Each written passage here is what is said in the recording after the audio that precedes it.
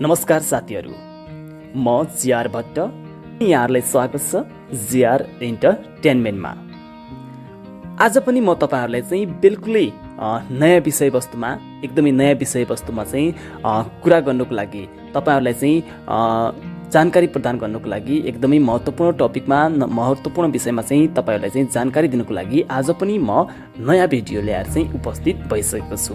साथीहरू, हामी जो कोहीको पनि चाहना हुन्छ यौन सम्पर्क गरिसकेपछि जुन यौन सम्पर्कबाट प्राप्त हुने यौन सन्तुष्टि हो, जुन चाहिँ यौन सम्पर्कबाट प्राप्त हुने यौन आनन्द हो, त्यो यौन आनन्दलाई चाहिँ लामो समयसम्म चाहिँ प्राप्त गर्ने।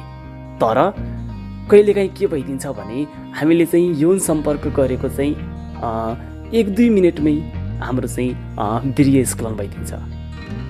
हामीले चाहिँ यौन सम्पर्क गर्ने बित्तिकै वीर्यस्खलन भइदिन्छ र हामीले चाहिँ जुन यौन सम्पर्कबाट अथवा चाहिँ यौन सम्पर्क गरिसकेपछि जुन पाउनुपर्ने हो, जुन यौन आनन्द चाहिँ हामीले चाहिँ पाउनुपर्ने हो, त्यो यौन आनन्दलाई चाहिँ हामीले लामो समयसम्म प्राप्त गर्न सक्दैनौँ। साथीहरू, के तपाईमा प्रिम्याच्योर इज्याकुलेसन अर्थात् शीघ्र पतनको समस्या छ? अथवा चाहिँ के तपाईको चाहिँ यौन सम्पर्क गरेको 1-2 मिनेटमै वीर्यस्खलन हुने समस्या छ? यदि छ भने यो भिडियो चाहिँ यहाँहरुको लागि एकदमै महत्त्वपूर्ण हुनेछ साथीहरू। किनभने आजको यस भिडियोमा म तपाईहरुलाई चाहिँ कुनै पनि औषधि सेवन नगरिकनै बिना औषधि सेवन गरेर तपाईहरु आफैले पनि चाहिँ तपाईमा रहेको यो समस्यालाई चाहिँ समाधान गर्न सक्नु हुनेछ। यस विषयमा चाहिँ कसरी चाहिँ तपाईले चाहिँ प्रिम्याच्योर जुन शीघ्र पतन छ, प्रिम्याच्योर इज्याकुलेसन छ, कसरी चाहिँ यसलाई चाहिँ तपाई आफैले पनि रोक्न सक्नुहुन्छ, यस विषयमा चाहिँ म तपाईहरुलाई चाहिँ आजको यस भिडियोमा जानकारी दिनेछु साथीहरू। त्यसैले यो भिडियो तपाईको लागि एकदमै महत्त्वपूर्ण हुनेछ। कृपया भिडियो भने अन्त्यसम्म चाहिँ नछुटाई हेर्नुहोला। साथीहरू, यस च्यानलबाट प्रसारण हुने यस्तै महत्त्वपूर्ण जानकारीमूलक भिडियोहरू आगामी दिनहरूमा पनि हेर्न चाहनुहुन्छ भने कृपया यस च्यानललाई चाहिँ सब्स्क्राइब गर्नु भने नछुटाउनु होला है त साथीहरू।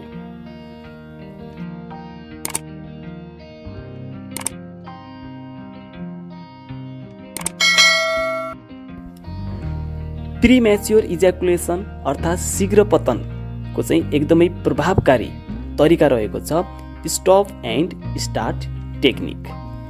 स्टप एन्ड स्टार्ट टेक्निक यो एकदमै प्रभावकारी तरिका हो साथीहरू। यो तरिका चाहिँ तपाईहरुमा चाहिँ एकदमै प्रभावकारी साबित हुन सक्छ साथीहरू। यस तरिकामा गर्ने के त, जब हामीले चाहिँ यौन सम्पर्क गरिरहेका हुन्छौँ त्यति बेला हामीलाई थाहा हुन्छ कि हाम्रो वीर्यस्खलन कति बेला हुन्छ। जब तपाईलाई चाहिँ वीर्यस्खलन हुने थाहा हुन्छ साथीहरू, अथवा चाहिँ जब तपाईँ सेक्सुअल प्रोसेसमा हुनुहुन्छ, जब तपाईँ सेक्स गर्दै हुनुहुन्छ भने तपाईलाई चाहिँ तपाईको वीर्यस्खलन चाहिँ कतिखेर हुन्छ भन्ने कुराको चाहिँ पक्कै पनि जानकारी हुन्छ साथीहरू।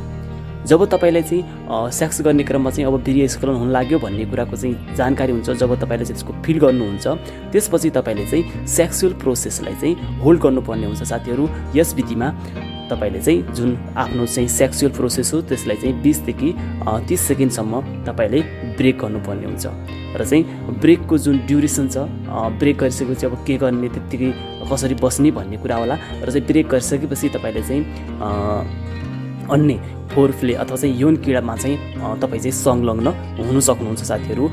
र चाहिँ ब्रेकपछि चाहिँ फेरि तपाईँले चाहिँ यौन सम्पर्क चाहिँ गर्नु सक्नुहुन्छ। र चाहिँ यौन सम्पर्क गरिसकेपछि फेरि पनि तपाईँले चाहिँ यदि वीर्यस्खलन हुन लाग्यो भन्ने कुरा थाहा हुन्छ, त्यसपछि फेरि अझै पनि तपाईँले चाहिँ यो यौन सम्पर्क प्रोसेसलाई चाहिँ ब्रेक गर्नुहोस् र चाहिँ फेरि यौन क्रीडामा अथवा चाहिँ फोरप्लेमा चाहिँ इन्भल्भ हुनुहोस्। र चाहिँ यसरी चाहिँ यो प्रोसेसबाट चाहिँ तपाईँले चाहिँ आफ्नो चाहिँ यौन सम्पर्कलाई चाहिँ जुन आफ्नो चाहिँ यौन सेक्सुअल प्रोसेस हो त्यसलाई चाहिँ लामो समयसम्म चाहिँ कन्टिन्युटी दिन सक्नुहुन्छ र चाहिँ यौन सम्पर्कबाट प्राप्त हुने जुन चाहिँ यौन आनन्द हो त्यो चाहिँ तपाईँले चाहिँ लामो समयसम्म चाहिँ प्राप्त गर्न सक्नुहुन्छ साथीहरू। दोस्रो तरिका भनेको साथीहरू स्क्विज टेक्निक। स्क्विज टेक्निकमा चाहिँ जुन स्क्विज शब्द छ, स्क्विज शब्दको चाहिँ अर्थ हुन्छ कि कुनै पनि कुरालाई चाहिँ दबाउनु अथवा चाहिँ निचोड्नु।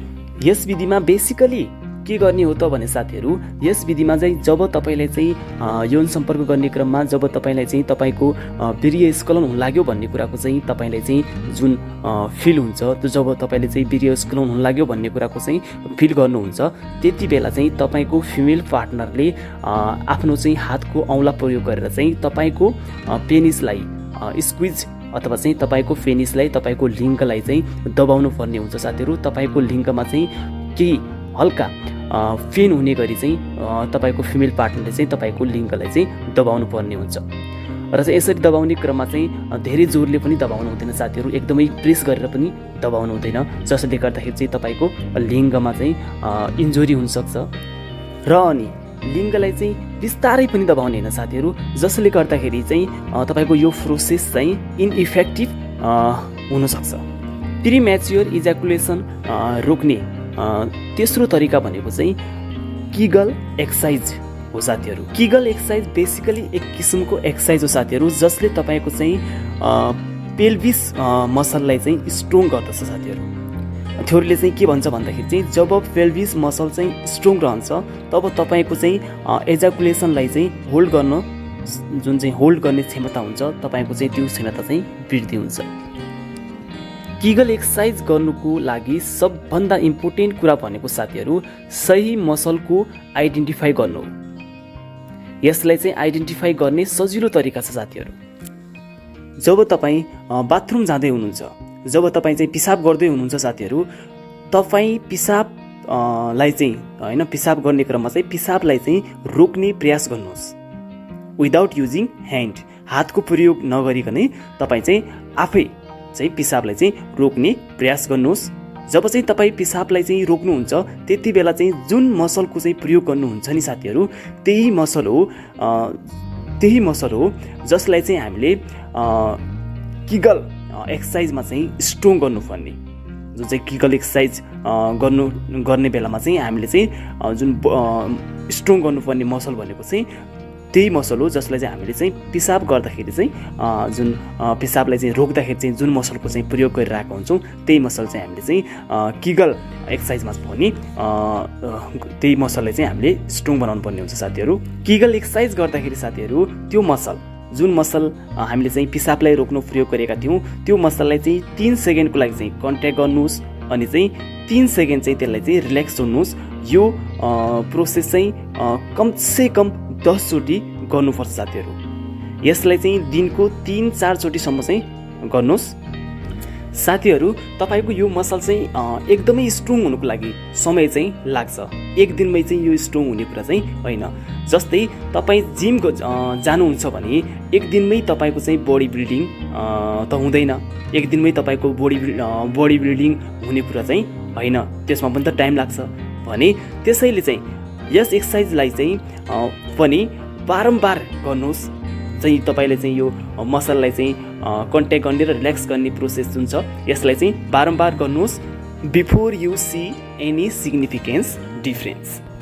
साथीहरू यो मसल स्ट्रोङ भइसकेपछि जसरी तपाईले चाहिँ पिसाबलाई चाहिँ पिसाब गर्दा गर्दै अथवा चाहिँ पिसाब फेर्ने क्रममा चाहिँ पिसाबलाई चाहिँ हातको प्रयोग नगरिकनै पिसाबलाई चाहिँ बिचैमा रोक्नु सक्नुहुन्छ, त्यसै गरी जब तपाईले चाहिँ सेक्सुअल प्रोसेस गर्दै हुनुहुन्छ र तपाईलाई चाहिँ जब अब वीर्य स्खलन हुन लाग्यो भन्ने कुरा चाहिँ जब तपाईले चाहिँ फिल पाउनुहुन्छ, जब अनुभव गर्नुहुन्छ, त्यतिखेर त्यही प्रोसेस जसरी पिसाबलाई रोक्नु भएको थियो त्यही प्रोसेस चाहिँ अप्लाई गरेर त्यही प्रोसेस चाहिँ अपनाएर तपाईले चाहिँ तपाईको वीर्य स्खलनलाई पनि चाहिँ रोक्नु सक्नुहुन्छ यो प्रोसेसबाट।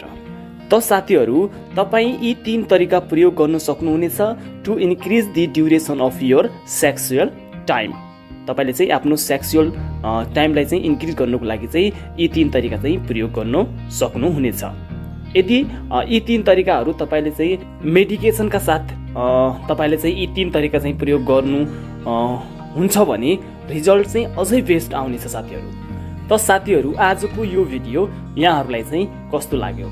यदि मन पर्यो भने कृपया लाइक, सेयर अनि कमेन्ट गर्नु भने नबिर्सनु होला। अर्को भिडियोमा चाहिँ भेट्ने बाचा गर्दै आजको यस भिडियोबाट म पनि बिदा हुन चाहन्छु। नमस्ते।